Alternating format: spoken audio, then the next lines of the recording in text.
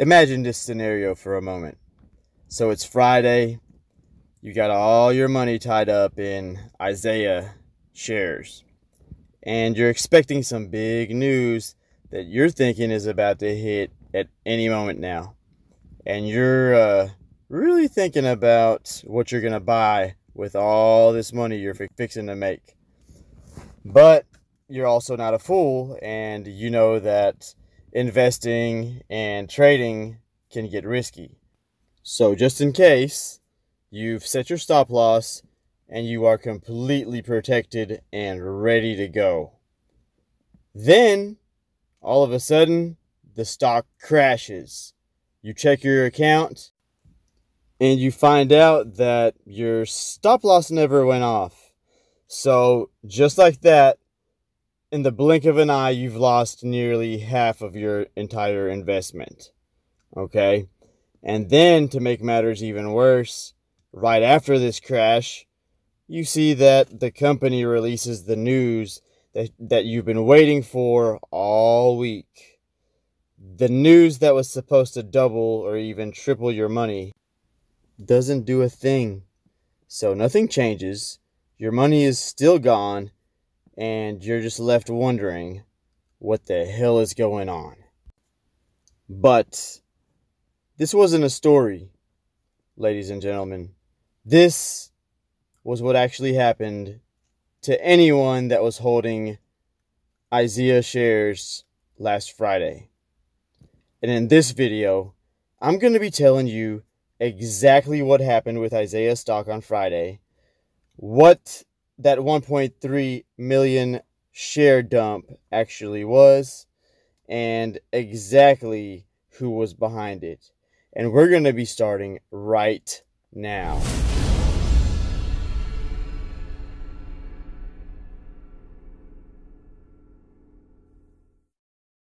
What is going on? It's Pat from Top Ticker Trades. If this is your first time here and you want to learn about investing and trading in the stock market, make sure you start now by subscribing and tapping that bell so you never miss a thing. I'll see you guys in the video.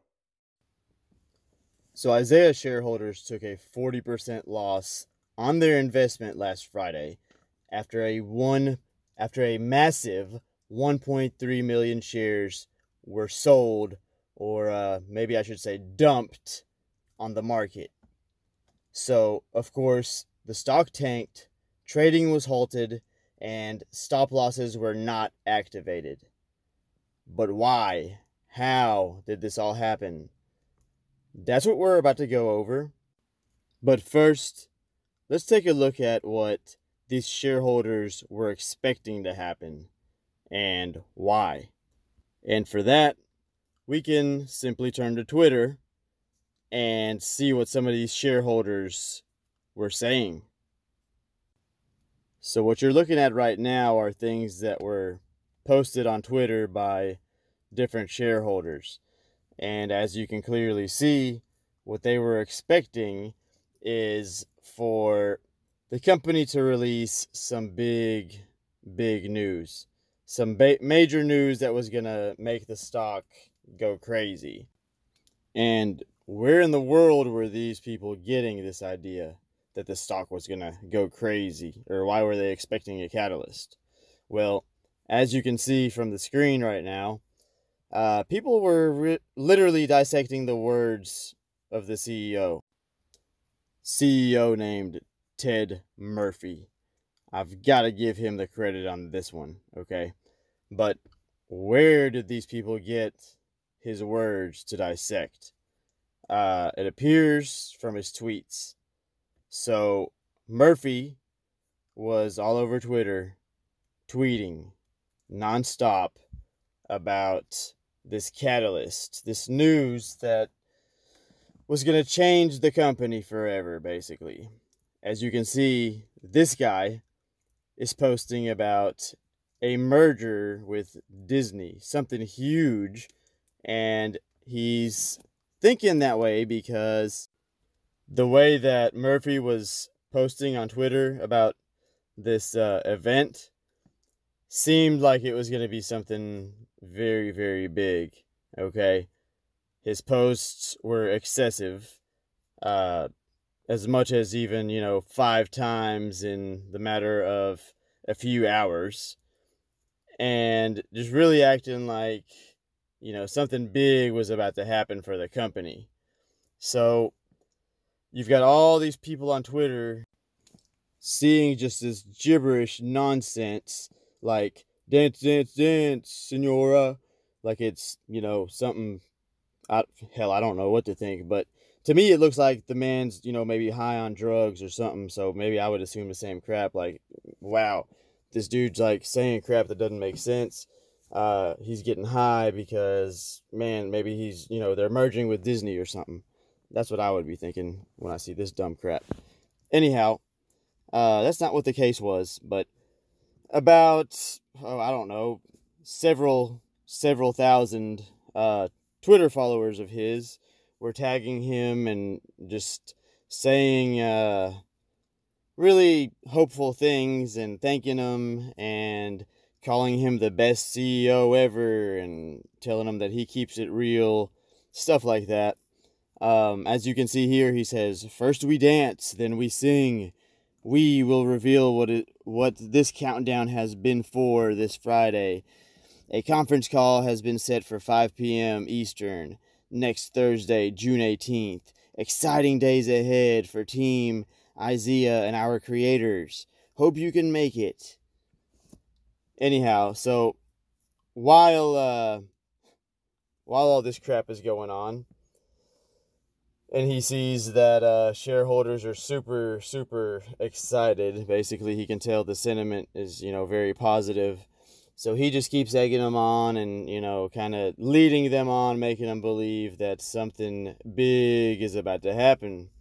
And something big did happen. And when I get to that part, it's going to shock the crap out of everybody. Okay? And it's going to piss everybody off even more.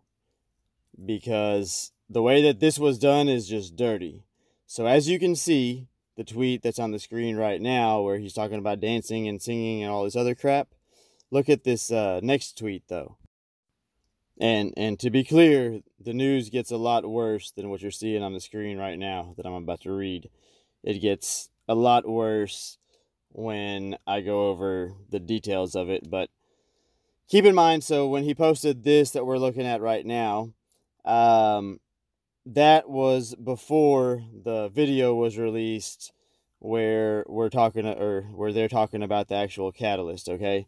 But in this tweet, he says, "I am pleased to share that Isaiah has sold $10 million of common stock at an average price of $2.24 from the ATM earlier this week. So these funds provide additional capital and support the company in its future growth initiatives. Stay tuned for our announcement later today." So he basically hypes everybody up, okay, for like over a damn week. Just hypes them up, makes them think something really huge is going on. Then, right before the actual catalyst is announced, this huge catalyst that he's been just going on and on about all week, he announces this, saying basically, "Hey, I've diluted the shit out of the shares you've got. Yeah, you're welcome. We're going to profit from it while you guys lose money. Thanks, suckers." I mean, that's pretty much what he's saying here, okay? But at least he's nice about it, so that's okay, right? Or, that makes it okay. So anyhow, he announces this crap, and I'm going to talk about the significance of this later. But after this announcement is made, then comes the announcement of the actual catalyst. And keep in mind, all these people holding the shares are expecting some really good news, like, hey, we're gonna, merge with Disney, or, Disney's gonna be a new client, or we're getting acquired by Amazon. I mean, I don't know, something that's actually worth reporting. Okay, that's what people are expecting. But instead, do you want to know what they got? Well, let me tell you, they got Shake. Shake. What the hell is Shake? Okay, I mean, I've never heard of them until this crap was released. Okay, and just so I'm clear on this, it's not that the whole thing they got going on with Shake and this new app is a terrible idea or something, bad. It's just a simple fact that the way that this was done, hyped up, and announced by the CEO of this company was indicating that something much bigger was going to happen. Okay, the shareholders were expecting, something different, something completely different. So when he wasn't able to deliver on that, it changed everything. So exactly what is he, or this company, I'm sorry, given the shareholders in place of Disney, or what all the shareholders expected?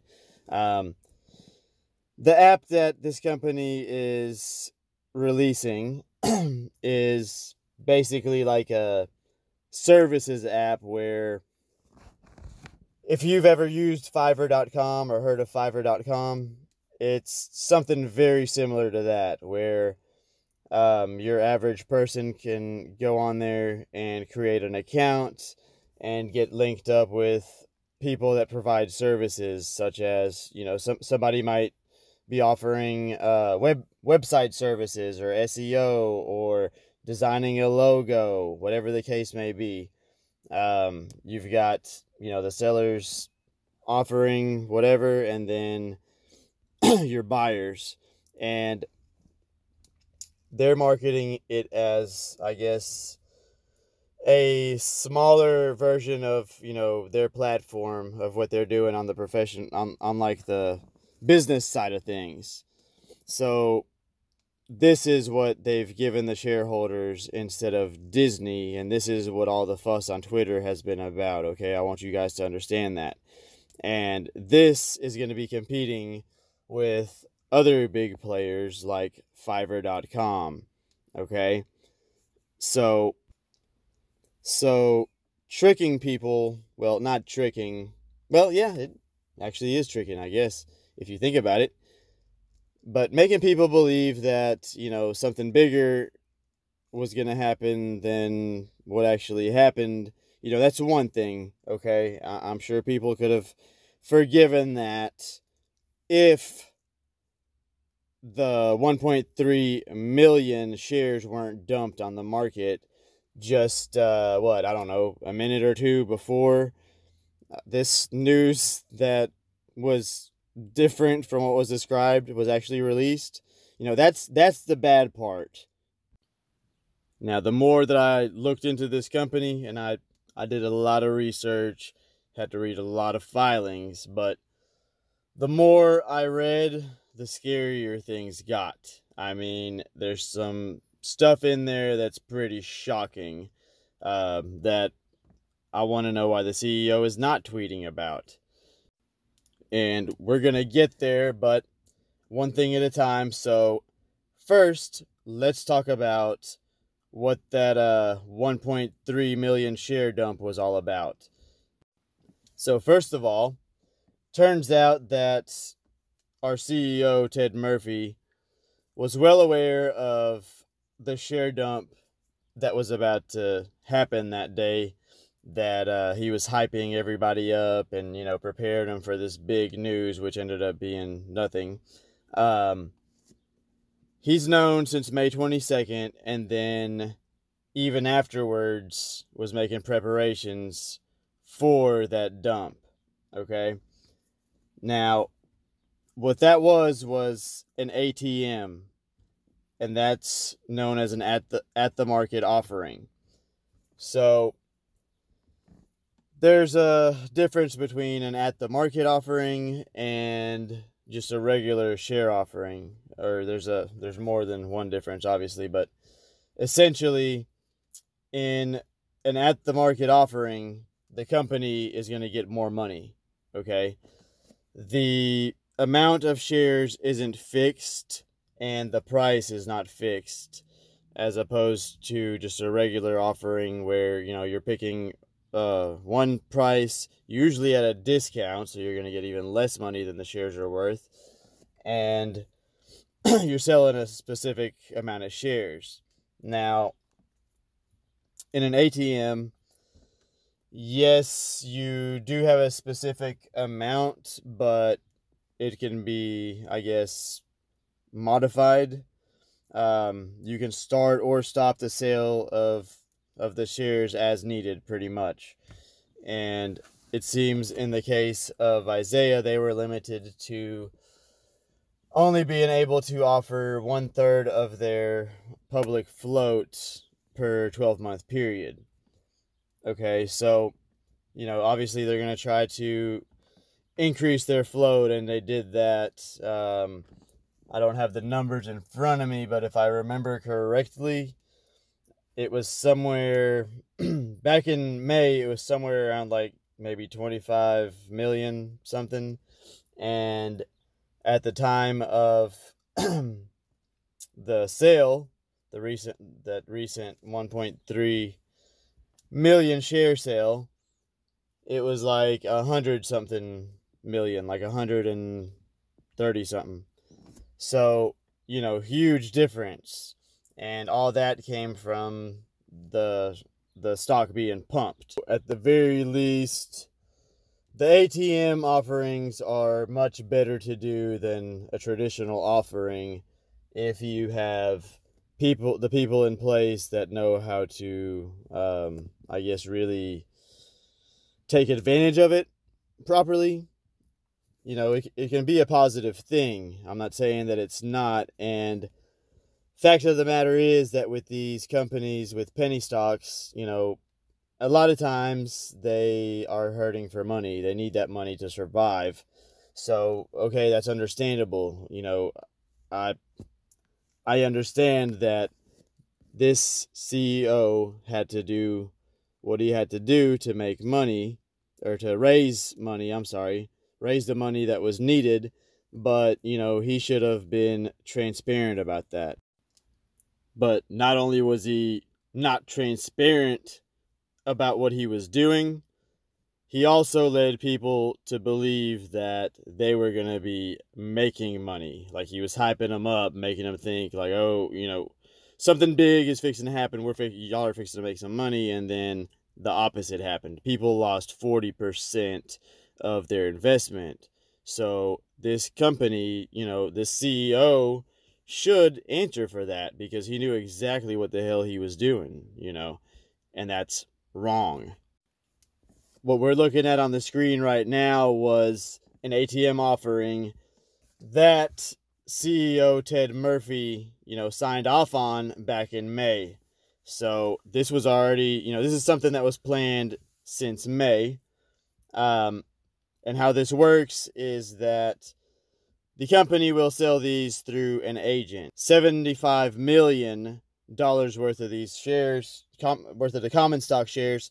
It doesn't mean that, they're going to be selling all those at the same time. Usually what they're trying to do is get, the best possible price for the shares, and they can break them up and sell them, in any amount that the agent feels like selling them in. The only limitation they pretty much have is that it has to be just $75 million worth. Can't go above that in a 12-month period unless there's an increase in their public float. So recall that this was originally filed back in May.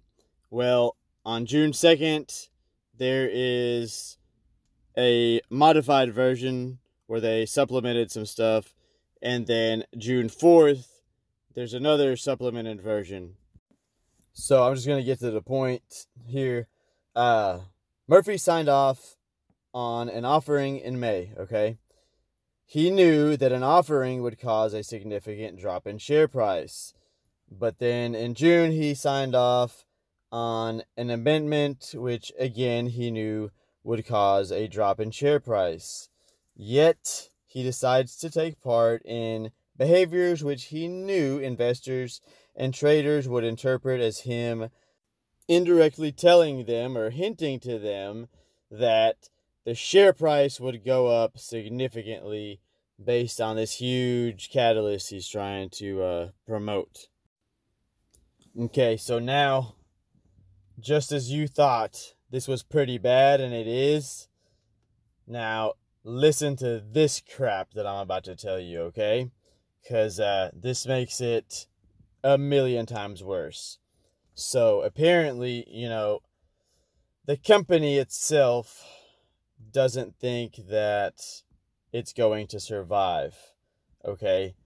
They have pretty much a negative outlook about future profitability. So take one last look at the Twitter post of this guy asking what time he can expect to hear the big news tomorrow. And then check out the company's risk factors, okay? So number one, they've got a history of annual net losses. They expect future losses and cannot assure you that they will achieve profitability. They will need to raise additional capital if they're going to continue as a going concern. They have incurred significant net losses and negative cash flow from operations for most periods since their inception, which has resulted in a total deficit of $66,548,230 as of March 31st, 2020. Okay. So then I find this statement that says, we have not achieved profitability and cannot be certain that we will be able to realize sufficient revenue to achieve profitability. And if we achieve profitability, we may not be able to sustain it. So what else could go wrong with this company? How's their cash on hand? Well, this is from March 31st, 2020, okay? The cash on hand and other potential sources of cash, including revenues that they may generate and additional borrowing on their secured credit facility, will be sufficient to fund their current operations for the next 12 months. So, if you do the math, that's going to be around, January of 2021, since the period we're talking about was March 31st and forward. Okay, but it gets even worse than that, and then it gets even worse than that. So, listen to this statement. However, if we do not increase our borrowing levels or otherwise raise additional capital in the next several months, we will need to significantly slow or pause our development activities until we raise additional funds. Wow. Does that, raise any red flags? It's pretty damn scary. Then, here's another statement. Impairment of our intangible assets has resulted in significant changes that adversely impact our operating results, and the carrying value may not be recoverable. The carrying value for the company as of March 31st, 2020 exceeded the fair value. That's $4.3 million lost on impairment of goodwill in the 3-month period, which ends on 3/31/2020. Okay, now here's another one that's kind of just very strange to me, okay? If you'll look at your screen, you'll see that it says, we have not extended our monthly arrangements for flexible office space in our remote offices, nor signed a new lease for our headquarters, which could negatively impact our business. You think? Yeah, I mean, I believe it will negatively impact your business. I mean, that's exactly what I was thinking when I read it. Like, why in the hell would you not renew your lease on your headquarters and on your offices? I mean, is it because you're planning not to, have a job soon? Why else would you not? Wow. And now I've seen it all. Which means this is going to be my conclusion, okay? I chose this piece here, this statement I'm going to read real fast, and then I'm going to comment on it for my conclusion. So it says, we have a history of annual net losses, expect future losses, and cannot assure you that we will achieve profitability. We will need to raise additional capital if we are going to continue as a going concern. Okay, that last sentence, they're telling you right there that they're going to keep doing what they just did to every shareholder on Friday. They're going to keep diluting the shares. They're going to keep, I don't know, do you call it a lie? Do you call it deceiving? I mean, what do you call what that CEO did? I don't know. Leave it in the comments below. Let me know your opinion. I know what I want to say, but I'm going to be nice today. But anyhow, that, whatever it's called, whatever you want to call it or refer to it as, that's what this company will keep doing to the shareholders, okay? Then they're telling you they have a history of annual net losses, which sucks. But I know that a lot of penny stocks, will have that. They're not profitable yet, but opportunities could come up.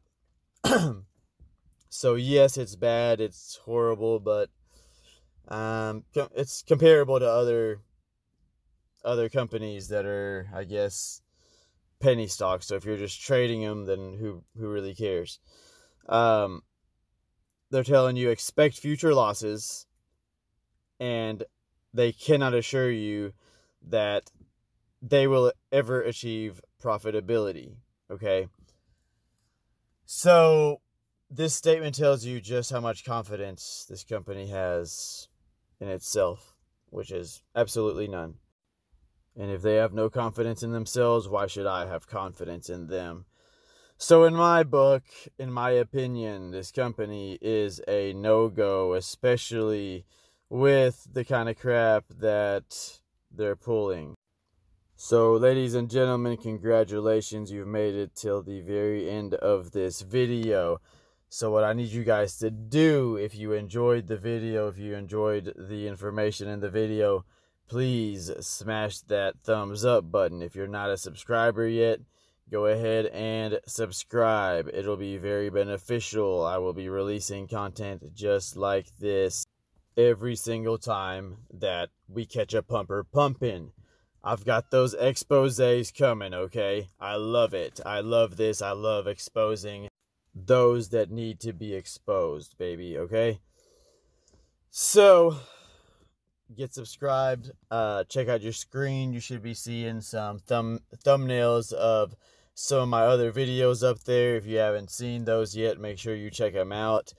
The most important reason I ask you guys to do that is because this is the way that, we bond with each other when I'm not around, okay? So that's important. We need our bonding time. Go ahead and bond with me. And you know what? I will see you guys in the next video.